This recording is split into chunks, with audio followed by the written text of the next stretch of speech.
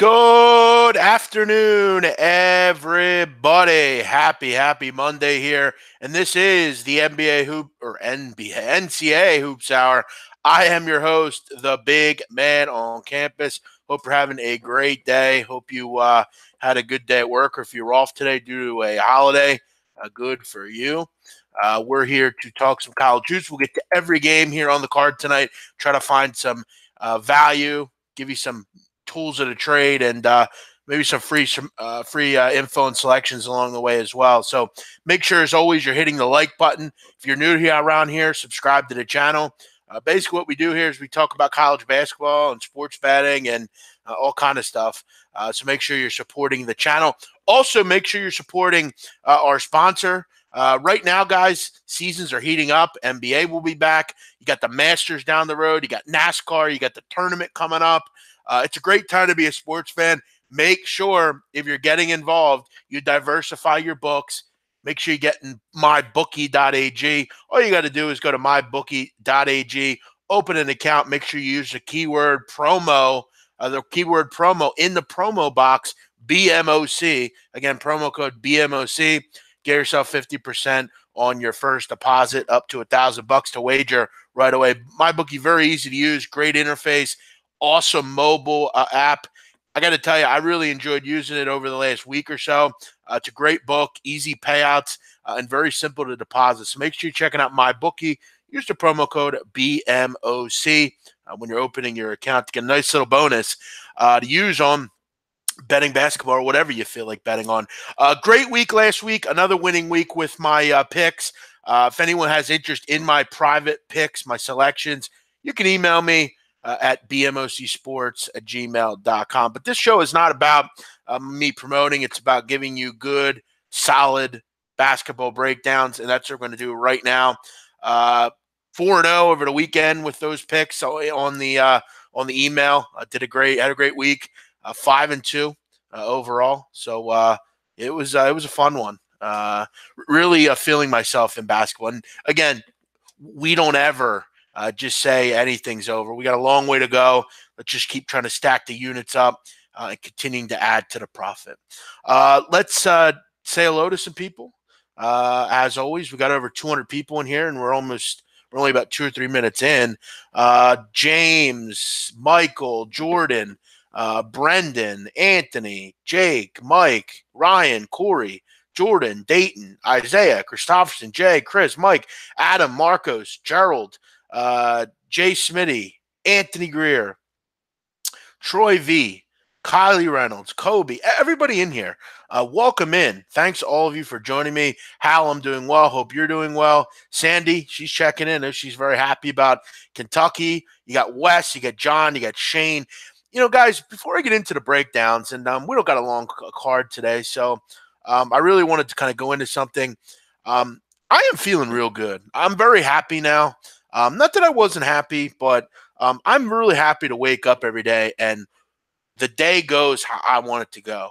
I'm able to do what I want to do now, and I think that's where I'm so at peace with what I've done over the last 2 weeks. And I know there's people out there that will, make fun of me because they think I got fired or whatever. But, to be honest with you, like I said before, SBR ran its course. I was unhappy. I wasn't happy with what I decided on doing. And I got into this business to be able to do what I want to do. And over the last week, I've been able to do that. And I made a decision on Friday that I had to make. And, I'll run into problems. I'll run into good times. But I urge any of you, if you are out there and you're unhappy with your life, go fucking change it. It's very simple. Don't go through your own life making fucking money for everybody else. It's your life.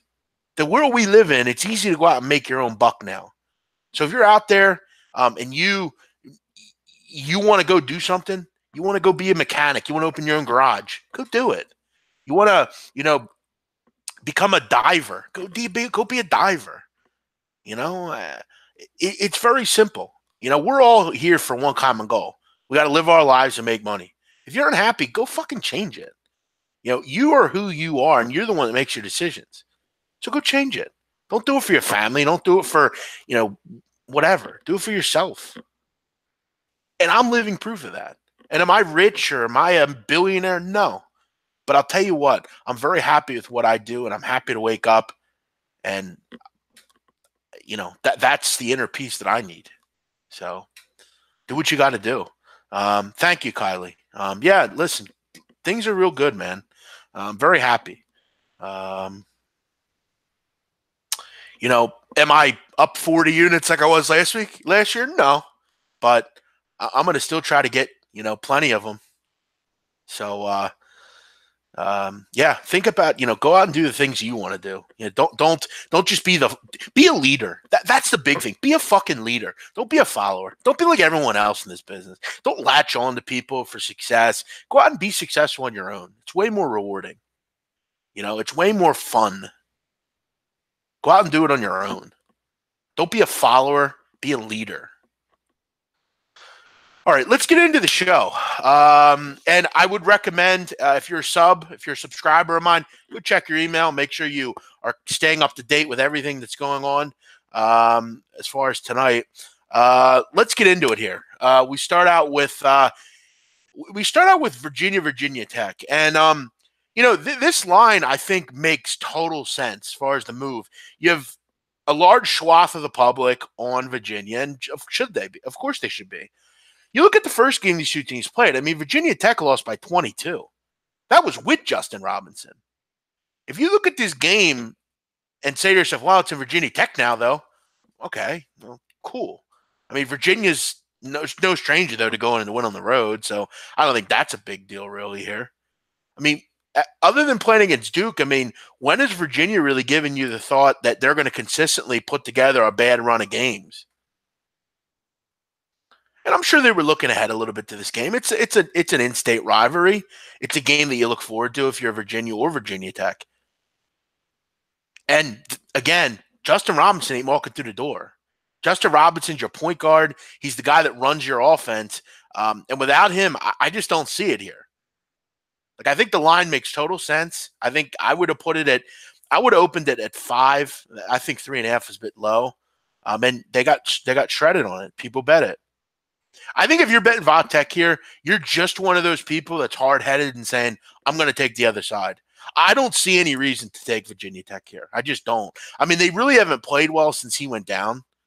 I mean, what indication it gives you that they're going to win? They're going to be, close in this game. I don't see it. I mean, they got run out by Louisville and they lost against Clemson.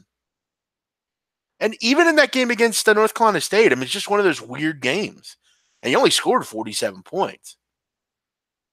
I don't see it here. So, I mean, if you're taking Vatech, I think you're only doing it just to be the guy that I told you so. Virginia doesn't really make mistakes. I mean, they don't really do what you want them to do, and they're going to play their game. They're incredibly tough to score on.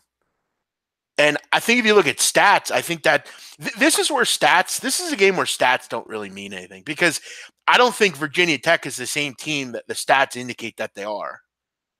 They're a good team, but without Robinson, they're not as close to being what they can be. I like Blackshear and Ahmad Hill and Outlaw and Alexander Walker, but I mean, Robinson's your guy. I mean, he's your assist rate guy. He's your steal guy. He's your turnover guy. He's your guy that protects you. He's the guy that puts you in good positions. There's no stat here that's going to make me like Virginia or not like Virginia. I know what I'm going to get from Virginia. I'm going to get a very solid effort defensively. And frankly, you're going to get a really good effort defensively. They're going to be good on the road, and they're a lot better offensively this year. To win this game, I think they're going to have Virginia Tech, or even a cover. I think they're going to have to get ungodly hot from 3. And they can. I mean, they shoot it as a team very well. But again, your best 3-point shooter outside of Isaiah Williams was Justin Robinson. So, yeah, I don't see it here. If you want to go against them here, then fine. But I don't really see why you would. I don't think Virginia Tech is evident to what their stats are. Buzz Williams is a pretty good coach too. Yeah, he is. I won't disagree with you there. He's a great coach, but I don't know how that's going to help them tonight. And Tony Bennett's a pretty good coach himself. So, again, I don't want to be the guy that just is everyone's on Virginia. Of course, everyone's on Virginia because they're the right side. Like, I'll always try to make a case for the other side, but I don't really see one here. So, I mean, again, I would definitely try to do it if I could, but I don't see it. Let's move on here. We'll go to Illinois and Wisconsin. Illinois is, I think, obviously, I think a lot of people are going to get on Illinois here. But I got to be honest, I don't. I've had some decent success finding spots where the public wants to back a road dog, and this is no surprise to anyone. If you're a bettor and you're kind of more of an advanced or an experienced bettor, these are spots you would look towards betting on. That road dog that everyone's seeming to fall in love with, and I think tonight that's Illinois. I really do. I think a lot of people are on Illinois here. Yet you look at the line at this point, it's reverting back up to its original number. I think the line probably should have been 10 from the beginning. I think people scalped off 11, and that was probably a good line. But I don't think Wisconsin, they really don't want to do anything that will benefit Illinois. Illinois' goal on defense is they want to get out and run. They want to force turnovers. They want to get out and go up tempo. The 35th in adjusted tempo, possession length on defense, they speed you up. They want to get you going. Wisconsin's not going to do that. Wisconsin's going to play low turnover basketball, very high IQ, and they're going to make them play in a half court. If that's how this game goes, this game won't be close because Wisconsin, they're going to win that battle every time. They're a terrific defensive team, Wisconsin, per usual. And you look at the one glaring advantage a lot of the time that Illinois has in you. They're young, they're fast, and they force turnovers. Problem is, that'll work on Minnesota or Iowa, but on Wisconsin or Michigan, teams like that, they don't play that game. And that's what you always love about Wisconsin teams. That was one of the reasons why Bo Ryan was probably my favorite coach in the history of basketball. I love Bo Ryan. He was my favorite coach because, he was from this area, but he was a very much a teacher of basketball. He taught, high IQ, low turnover, get to the foul line, guard without fouling. Really the lost arts in basketball. And when you go to Wisconsin, anybody will tell you that goes to Wisconsin. You speak to Ben Brust, you speak to Frank Kaminsky, you speak to Nigel Hayes, you speak to Mike Bruzewicz, whoever you want over the last 10, 15 years at Wisconsin, they'll tell you the same thing. You go to Wisconsin and learn how to play basketball the right way. I'm not saying Illinois doesn't play it the right way. I'm just saying I don't think that tonight in the Kohl Center, a place that, let's be honest, people, I mean, Wisconsin doesn't lose very often at. You also look at the fact that this Illinois offense really has had trouble turning the ball over on offense. I mean, they're turning the ball over 18% of their possessions. That's one of the worst in the Big Ten. They're again, unfortunately, just not as smart a team. They're not as experienced either. And that's the big thing here. You look at Illinois, 307 in the country in experience. They're averaging about 1.2 years a player. So, again, to the layperson, that means a lot of freshmen, a lot of sophomores. I would take whiskey here if I had to, if you could still find a 9.5, which you can at Bet Online. Let's keep it going here. Alcorn State against Arkansas Pine Bluff. I'm going to go over every game, guys. I'll give you something on everything here. This is a little revenge for Pine Bluff. Pine Bluff actually lost to Arkansas, or lost to Alcorn State. Pine Bluff playing well. They've won 3 in a row. What I love about Pine Bluff is they're at home here. Martravius McKnight. This team lives on the free throw line. I think they exact some revenge tonight. If I had to play it, I'd probably lay the points. Alcorn, not particularly good travelers, not particularly good offensively. And look, anytime I can get Pine Bluff and the best player, I'll lean towards them. Not a game I'm in love with, but I think they win by 10 or so. I would lean towards laying a number if I had to play a Pine Bluff and Alcorn. Couple comments here. Virginia Tech's going to shoot fast, and Virginia will make them defend for most of the shot clock. Yeah, I agree. Frankly, this line should be 8 to 10. Yeah, on Virginia, I don't disagree. What's up, Bleds? Thanks for watching. I'll take Illinois. Yeah, I mean that's fine. I don't really see how they're going to be successful in this game. Again, if you're betting into bad spots and bad situations, it's not going to be good for you. And again, do what you got to do, Adam.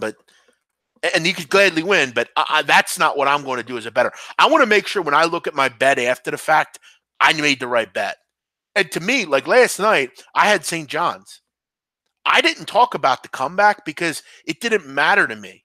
I capped the game the right way regardless. St. John's was the play in that game. It just was. If you bet Villanova, you didn't do it correctly. Any sharp bettor will tell you that. St. John's was the play last night. It worked from a line perspective. It was a great spot. It was the right play. St. John's deserved to win and cover the game. Same thing with Boston College. Boston College should have not been an underdog. Miami had not won on the fucking road this year at all. You cannot bet into bad situations or you will not win. And if you're headstrong and you're stubborn, you'll lose. You have to be willing to buck trends. Whiskey is dying at the free throw. Yeah, I mean, that's true. But again, I think you need to, again, look a little bit more into it. And here's where you do that. Okay, you look at Ethan Happ. Ethan Happ is at 44.5% from the line. You look at Trice, 74. Thomas, 70. Brad Davidson, 78. Akeem Ford, I mean, he doesn't shoot a ton. You look at the other two, 70 and 82. Or 92, I'm sorry, Brevin Pritzel. Again, I get where you're saying there. The free throw percentage is going to look really bad, and I'm not going to try to justify it. But Happ is a lot of the reason. You just hope that Happ can hit, one of two every time. It just don't miss both. But yeah, I mean, they're not in a cumulative team that's bad for the line. I mean, you get down, we'll talk about some of these MAC games. Cumulatively, they're all really bad from the line. So yeah, I mean, that's a problem. That could be an issue here. And that could be a problem. But again, we don't know that it's going to come into play. I'll get to some All-Star Game stuff at the end, guys, around 5:40. Stick around for that. I really want to kind of highlight someone else that made comments about it. And I think we all know who that was. It's really just me offering my opinion on it. Direct Sports was born in Pine Bluff. How about that? I don't think I've ever met anyone there. Let's keep it moving here. We got Boston University, BU, headed on the road to take on Holy Cross, a rare Monday Patriot League game. I have some real question marks about Boston right now. Holy Cross beat them up by 14 in BU already. Now they're getting this game at home, and we're only looking at a 4.5 or 5 point number. Javante McCoy may not play for BU as well. Look, I bet against BU over the weekend. I took Lehigh. I gave that out on the shows. Look, the truth of the matter is BU just really can't defend. I mean, they're just a bad defensive team. And Holy Cross, a team that, with Bill Carmody at the helm, Bill Carmody is one of the best coaches nobody talks about. He's a terrific coach. And I just don't really like this BU defense. I don't think they're very good at all. I think Holy Cross is probably the play here at home, especially if Javante McCoy doesn't play. You could probably find a 4.5 out there. I would definitely try to search that out. Two pretty solid offenses here. Let's keep moving. We'll go down to the MEAC. Probably one of my favorite conferences in the country to talk about. I mentioned that on Twitter earlier. I love the MEAC, and not many people talk about it. I have a pretty good feel in it. So here we go. NC Central Howard. Good game down in Washington tonight. There's some big games in the MEAC tonight. You got this one. You got A&T and Norfolk State. Some big ones. Bethune Cookman, they need a big win on the road at Savannah.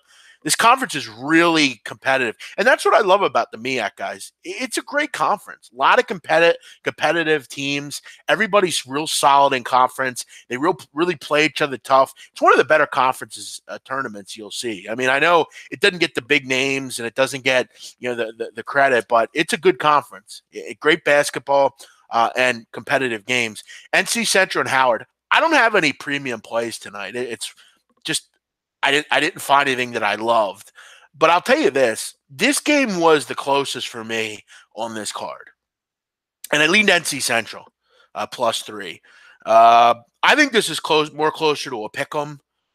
The only thing that kept me off of NC Central, I'll get into, but you look at Howard. I've mentioned them last week. I don't think they're very good against the upper echelon. I think they really lack that, last punch to get over the finish line. And you look, I mean, in step-up games, they've not been successful. They've lost to Florida A&M, Bethune, Norfolk State, A&T. A lot of the time, they're not getting the job done in these games. And you look at really what they want to do, Howard, on offense. It is three-pointers a lot of the time. They're a team that is pretty good offensively, one of the best teams in this conference from an offensive perspective, but they're facing NC Central, who is the #1 defensive efficiency team in the MEAC. Lavelle Moten is as good as it gets. It wouldn't surprise me if, like Hampton, they move from the MEAC. I think they're better than MEAC competition, and that has a lot to do with Lavelle Moten. He's a terrific coach. They rebound the ball at a really high level. Rashawn Davis. What I love about NC Central, guys, is 17th in the country in experience. Their whole starting five is seniors. Jabri Blount, Randy Miller, Rashawn Davis, Larry McKnight, Reggie Gardner, all seniors. How good is that? How great is that? They played with each other. The continuity is there for this group. And I love RJ Cole. He's really good for Howard. But, Howard's had some issues with their coach, Kevin Nickelberry. He's been in and out with some behavioral problems. He had a lawsuit filed against him. He was kicked out of the Norfolk State game and then suspended. There's been some weird stuff around this team. I think NC Central is the better team. And we have to look at right now, guys, you're starting to look at standings now in the MEAC. Really important to win these games. You look at NC Central. They're kind of – I don't know if they're going to catch up regular season-wise, but seeding is important. And they're right there with Bethune Cookman, and you need to keep winning games. I think NC Central is the play here. The only issue I had with NC Central in this game, and the reason I got off them and didn't send them out, is their inability at times to show consistency on the road. They haven't won a lot of road games lately. In fact, they haven't won on the road since January 28th. At Savannah. They haven't really beaten anyone on the road this year. There are other road wins against Delaware State and Maryland Eastern Shore, who are the two worst teams in the country, not just in this conference. So I have some concerns right now with them on the road, but I think they're the better team. I think experience will show out here. I would take the 3. I think this is too many points if I had to play it. Let's keep it moving here.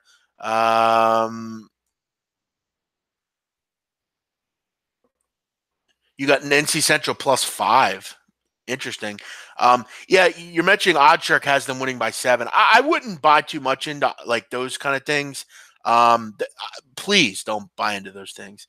The only one I would buy into is Ken Palm. He's pretty solid, but even Ken Palm doesn't track injuries, so it's not.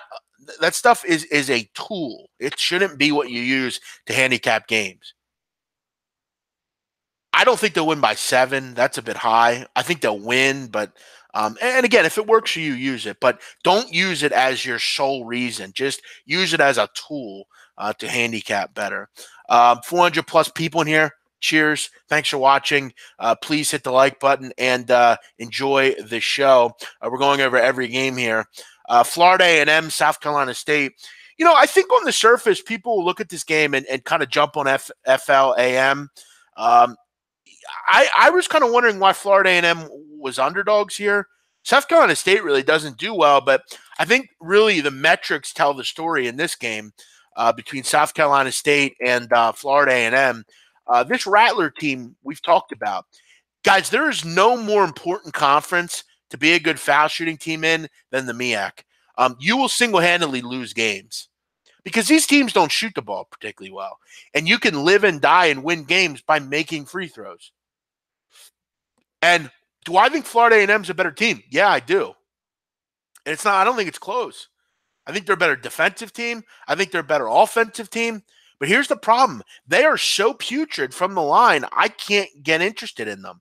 And you look at where this game's going to be won and why South Carolina State's the favorite and why Vegas still are the smartest people alive, because they see shit like this.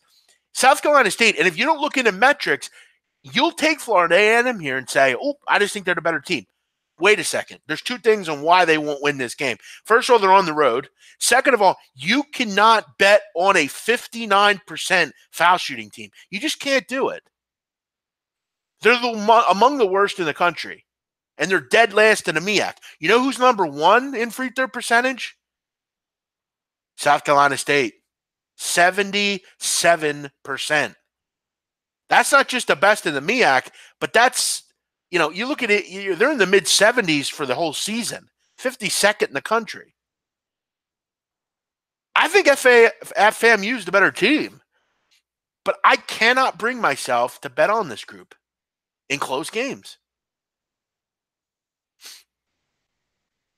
You look at, again, if they can make free throws, they'll win, but you can't bet on a team that only makes 60% of them. You look at on Saturday, prime example, Florida A&M on Saturday won.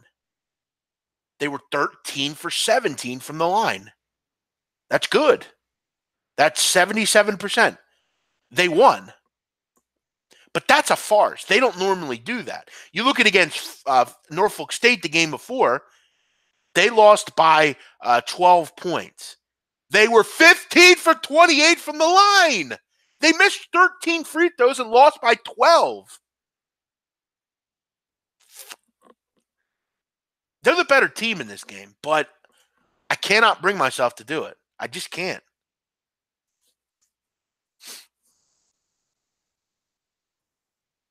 So, you know, if you're able to see through things, you have to look more into the game, the metrics. That's where you find the true value of a game. Let's keep it moving. We'll go to Bethune Cookman, Savannah State. I like Bethune. Frankly, I wouldn't be surprised if Bethune win this conference. I really like this team. I think Jay Joyner's a great coach. And you look at this game tonight, I have to like Bethune. And, you know, I'll probably be the only person on earth that will shred Horace Broadnow, the coach at Savannah State, but I'm going to do it. And I'm going to tell you why. You look at Savannah State, okay? They are so poorly coached, it's not even funny. This team, okay, you look at in conference, what do we know Savannah State for? They go really fast, and they shoot a ton of threes. Okay, any smart coach would say, okay, guys, I know we've made our calling card over the years of shooting a ton of threes, and I'm just such a poor coach that I'm not going to change that. I'm going to just let you guys keep doing it because you're all here, right, to just waste your time and not be a good basketball team. Even though I'm paid to be a coach, I'm not going to coach you. I'm going to be lazy and just sit there and let you guys decide what we do. Okay, Savannah State, right, their points generally come from the three-point line. But they only make 29% of their threes. You look at in conference, this team's actually been pretty good from two. You look at on the surface this year, Savannah State, 53.7% from two.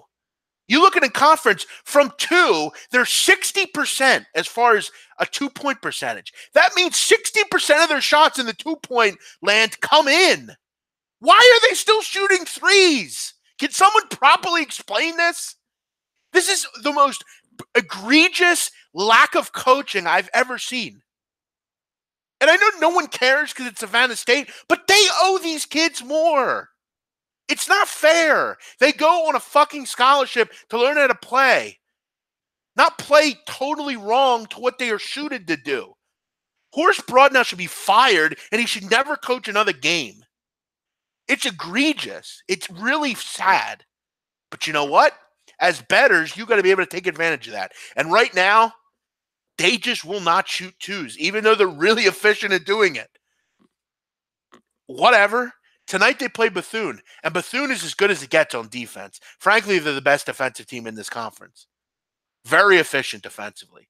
Both these teams going to go quick. But what I like about Bethune is they're very good on offense, and they're really good on defense. Malik Maitland is terrific. Clettrell Pope, they're really good. Really good players. Real experience, too. 5th in the nation in experience. Of a real long bench. 52 in bench minutes. I like this Bethune Cookman group. They're really solid.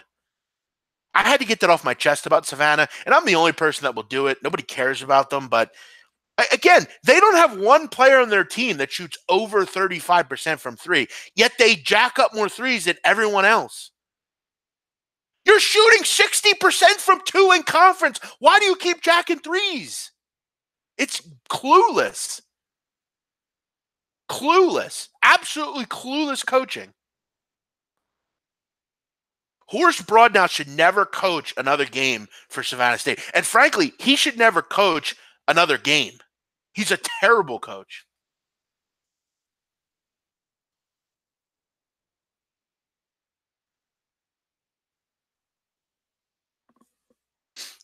Great question by absolutely. Yeah, I mean, I think that's concerning. Sure. When we look more, though, down at who's going to have the ball late, yeah, I mean, that is the one always issue with Bethune. Can they win games making free throws? They do have Maitland, 86%. And you have to hope him or Leon Red gets the call late. But yeah, I mean, that is an issue.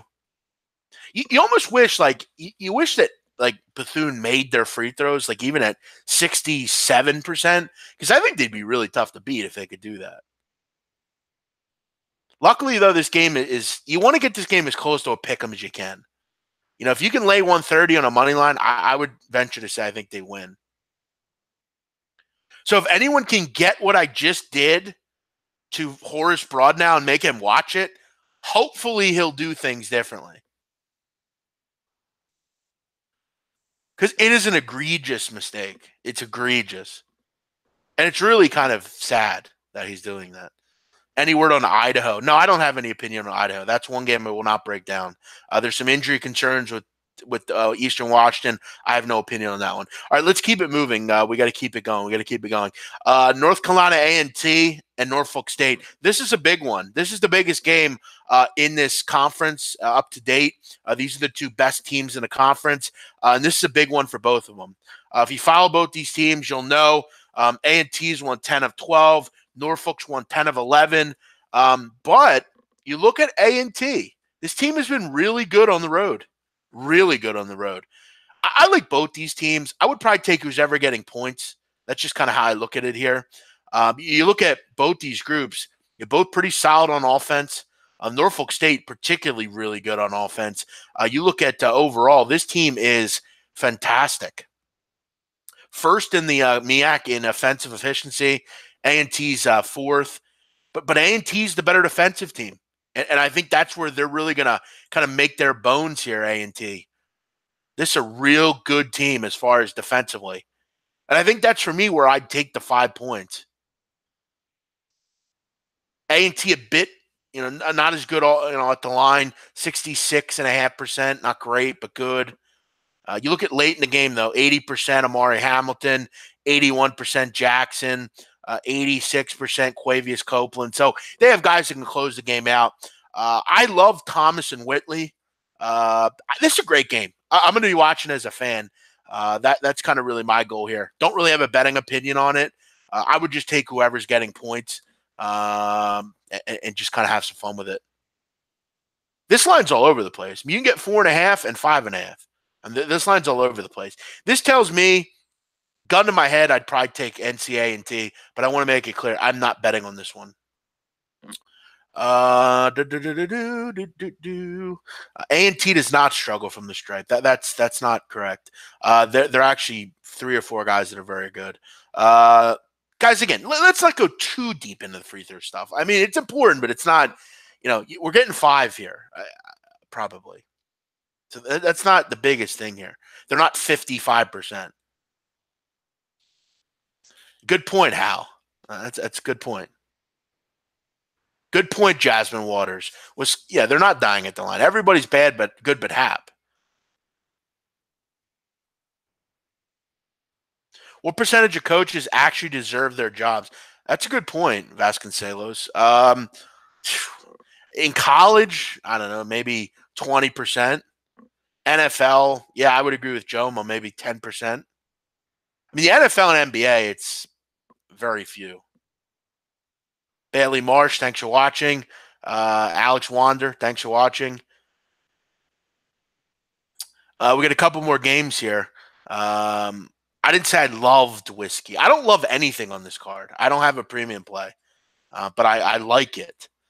Bailey says this is on his recommendations. Well, Bailey, listen, you're not going to get a better college basketball breakdown. So glad to have you. Let's keep it moving. Let's impress Bailey here. Let's take a look at Prairie View A&M and Grambling State. It's a great game here as well. 2 good teams in the SWAC facing off tonight. Big revenge for Grambling State. I've talked about Grambling. They are very good on defense. Very good. They're nationally good defensively. That's how good Grambling State's been on the defense. And you look at in conference, number 1. But you look at Prairie View A&M, they're number 2 defensive. These are 2 real good defensive teams. Both quick tempo-wise, but I thought the total was a bit high. I think if it's 142-ish, I'm leaning under. I think the pace won't really be there. And while these are good offensive teams, I do think defensively this game comes down to the wire. Probably worth, you look at the line. It's a pick-em type game. This game's going to come down to Blackston against Ivy Smith. That's how these teams go. Ivy Smith for Grambling, Gary Blackston for Prairie View A&M. Should be a fun one. Big revenge, though, for Grambling State. They got to go on the road. They got to do this at home, though, and that's another big thing here. Lean Grambling, because they're at home. They got some revenge, and I think they're the slightly better team. Southern heading on the road to take on the Delta Devils, Mississippi Valley State. These are 2 4-win teams, guys. They have 8 wins combined between the 2 of them. Neither of them really do a ton well. And you look at Southern, they're laying points on the road, and they haven't won a road game this year. Again, let me say that. They're laying points on the road and have not won a road game this year, not during 2019. They have not won a game since the season started on the road. Okay, so, again, they don't win a lot of games. They sure as hell don't win any games on the road, though. They haven't done that. So, but you just look how bad Mississippi Valley State is. I mean, they got crushed by Southern in the first game. Lost 80-56. Will much change on the road? It has seemed to change, though, a lot for Southern when they go on the road. Texas Southern and Jackson State. Texas Southern's playing well. 5 in a row they've won. Have the Texas Southern group here heading on the road over to Mississippi, though, to take on Jackson State. This isn't a particularly easy trip. Pretty far. Houston to Jackson, not exactly close. This isn't a bus ride. You gotta fly here. It's a long trip for the Tigers. But well coached. Johnny Jones is a good coach. You look at how good Texas Southern was in the non-conference. Beat Baylor, Oregon, and Texas A&M. How about that? Played San Diego State, Gonzaga, Iowa State, Evansville, Georgia, Arizona State. That was their non-conference. That's why they generally do good in this conference, because they challenge themselves. 1-5 in a row. I think they get the job done here at Jackson State. Jackson State's a real good defensive team. They play really slow tempo-wise, one of the slowest in the country, and the slowest team in this conference. You got Texas Southern, real clash in styles. They want to play fast. They want to go quick. They want to score a lot. I just don't think Jackson State can keep up with the Tigers here. And even being at home, I don't know that I trust them here. This should be a game where Southern pulls away late. Let's go to the Big 12. We got 2 games to go here, and then we'll talk a little All-Star game, and then we'll wrap it up. K-State headed on the road to take on West Virginia. I faded West Virginia this weekend. I thought it was the best spot on the board Saturday. Kansas was big revenge. They were at home, and they fucking walloped West Virginia. Listen, I know Dean Wade's out. I get it, and I know Diarra's out as well, but I think West Virginia's done. I think they've quit. I really do. I think they're bad. The only way I would take West Virginia here is if Bolden was completely healthy, and he's not. Beetle Bolden hasn't played. The fact that they're saying he's questionable, he ain't playing. And if he does, it's going to be very minimally, and he's not going to make a big difference. I can get 6.5. I would lean still laying it. I think K-State is way superior. And I think Barry Brown, Camus Stokes, those kind of guys can get the job done here. I think West Virginia is done. I think they've quit. And K-State's still very efficient defensively. So, I mean, for the record, who's going to score other than Derek Culver? I mean, West Virginia is literally playing with all backups. Wesley Harris is gone. Issa Ahmed's gone. Bolden's gone. I mean, again, this is the worst team in the conference against a team that's just kind of rolling right now. I think West Virginia's kind of quit, to be honest. And also, West Virginia is turning the ball over 22.6% of the time. That's 331 in the country. There's only 353 teams, and you're facing a team that is about as opportunistic as it gets. K-State turns you over 23% of the time. They're very strong on defense. Listen, we can buy into West Virginia. Oh, they're going to come to play tonight. Why? Their season's over. They stink. Sometimes when you just quit, you quit. They've lost 6 of 7. They have two wins in conference this year. You got to win one for your fallen brother and Dean Wade. I'd lay it with K-State here. Barry Brown is terrific. Is Huggins done? I don't think Huggins. No way. Huggins is a great coach. Let's not blame Huggins here. It's not Huggins' fault that his players went out and got kicked off the team. It's not Huggins' fault that Beetle Bolden got injured. It's not Huggins' fault that they turn the ball over a lot. It's not Huggins' fault that their press doesn't work and they can't run it. They're just a young team. And he lost arguably the best player he's ever had at the university. They've had a lot of real good players over the years, but Javon Carter was terrific. He's as good as it gets on both sides of the ball. So you can understand there's no way Bob Huggins gets fired. And if he does, that's one of the most egregious mistakes in college basketball history. He's still a terrific coach. No, I think he's fine at West Virginia. He still recruits really well. It's just a down year for him. Just that simple. You cannot lose Carter. You can't. 411 people in here. Thanks for joining us. I already talked about Prairie View. You're going to have to go back. I leaned Grambling, but go back and check it out. Final game here. Texas Christian at Oklahoma State. Texas Christian 2.5. Total 139. I think the under has some value here. I can get a 139.5 out there still at Bet Online. I think there's some value on the under here. Both these teams, Oklahoma State has personnel issues constantly, and Oklahoma State wants to shoot threes. That's their game, shooting threes. They want to get out there. They want to get Lindy Waters, out in transition and get him shooting threes. TCU doesn't have it. They're 30th in the country in 3-point defense. And if you can shut Oklahoma State down from the 3-point line, they're very inefficient. They just don't do much. Only 44% of their points come from the 2-point line. That's very low. They're just not good on offense if they can't make threes. And TCU is a pretty good matchup there. You look at on offense for TCU, I'm not really sold that they can win without Kawhi and Y. Or that's a tough pronunciation. I'm usually very good with pronunciations. Nawai is a difficult pronunciation, very difficult. Kuwat and Y, I believe is his name. Very tough pronunciation. But he may not play tonight. And I like Bain and Robinson, but I don't know how efficient they're going to be on offense either. I would lean Oklahoma State and I would lean under. Because I think Oklahoma State, while they're not a great offensive team, they're actually pretty decent defensively.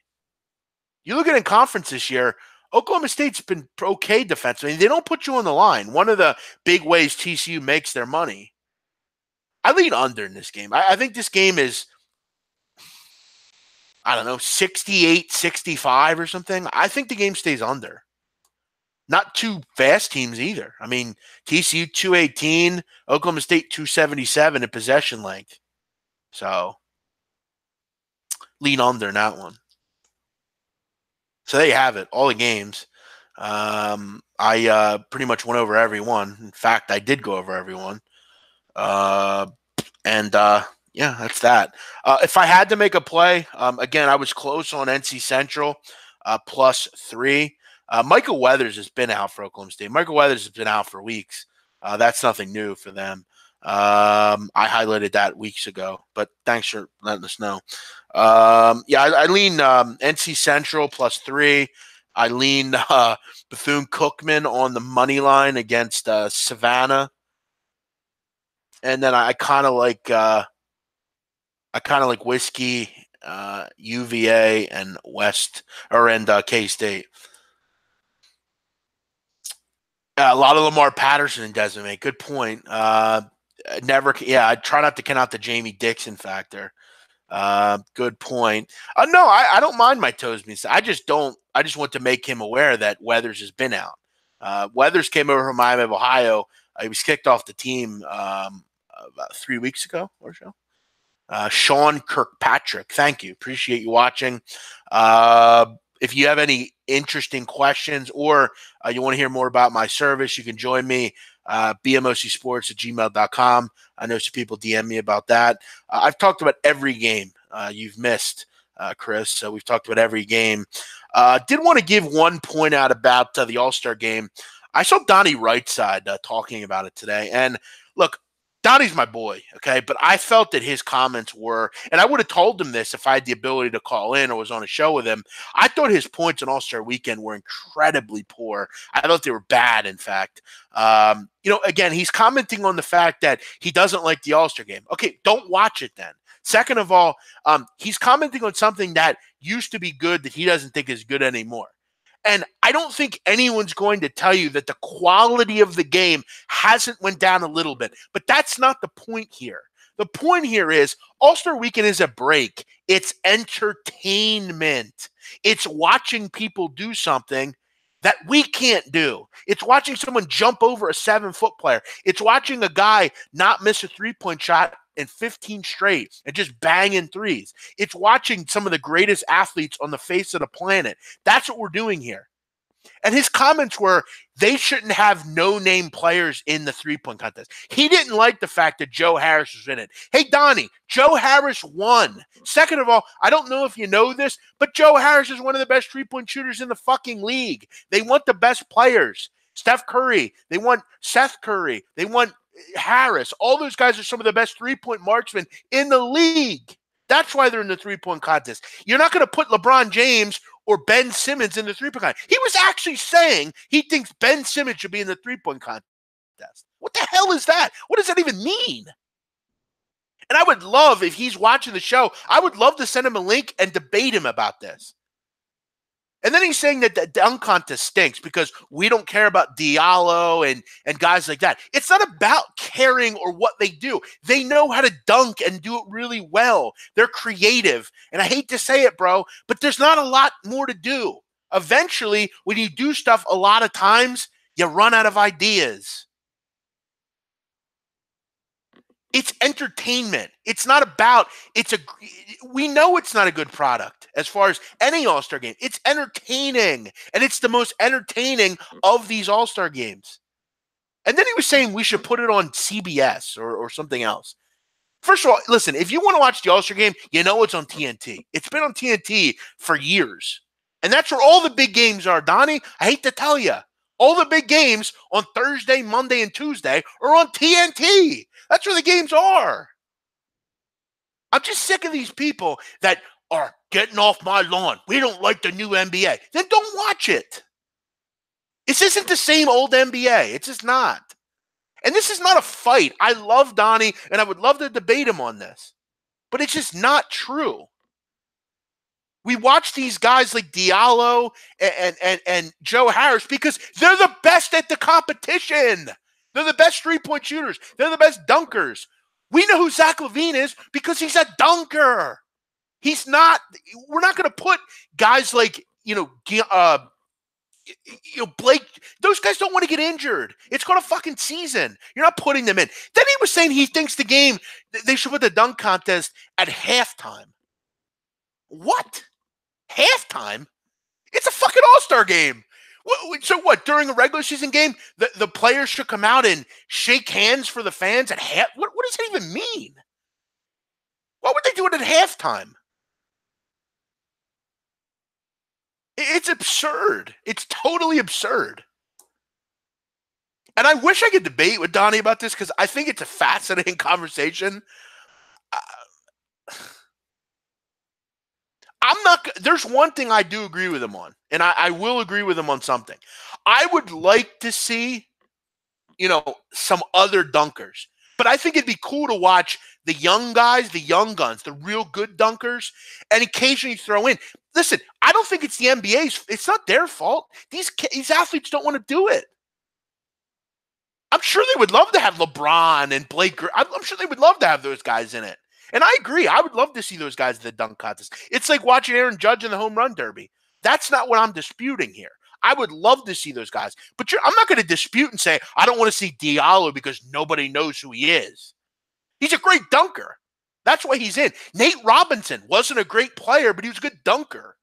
Look at Harold fucking Miner didn't do shit, but he was good in All-Star game competition. It's been like that since the fucking beginning of time. Larry Nance did nothing else but dunk. He was a dunker. That's what the All-Star game is. I would love to see LeBron in the dunk contest. I would love to see all those guys in the dunk contest. But Ben Simmons, those guys aren't going to do in the dunk contest. And it sucks. But it's always been like that.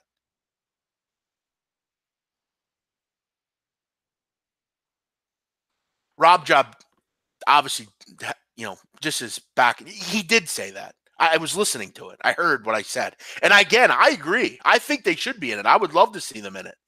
But that's not that's not the NBA's fault. They don't want to be in it. Those guys don't want to be in the dunk contest. So it's a moot point.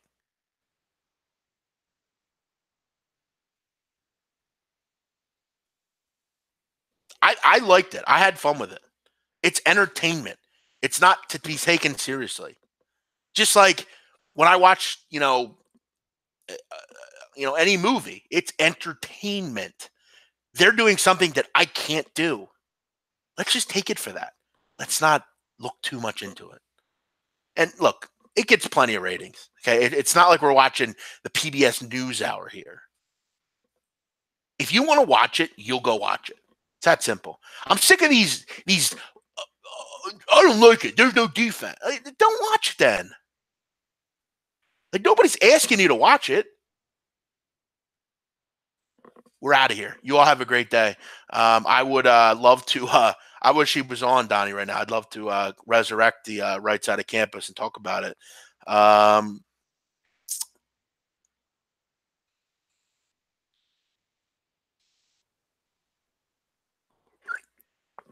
Exactly, Archie Khan. I agree. I throw out everything. I just watch it from the fact of they're doing stuff that none of us can do. And it's a wow moment. And then he says, I don't know why Wade and Nowitzki were all-stars. Because in the NBA, that's what they do. When you have guys that are transcendent players, you respect them, Donnie. I mean, I wish he was here so I could ask him how on earth he makes these comments. Because they're some of the best players in the history of the league, and you show some respect to them, and you put them on a pedestal, and you honor them. That's what you do in the NBA. I love that. I thought it was cool. And you know what was great? It was great seeing Dirk look like the old Dirk, knocking a couple threes down. I thought it was super classy and super respectful, and good for the NBA for doing that. I thought it was terrific. I love seeing that stuff. Dirk is one of my favorites. It's nice to see the nostalgia of Dirk and D Wade. It's like honoring Derek Jeter. It's like putting him on a pedestal when he retires. Just how it goes.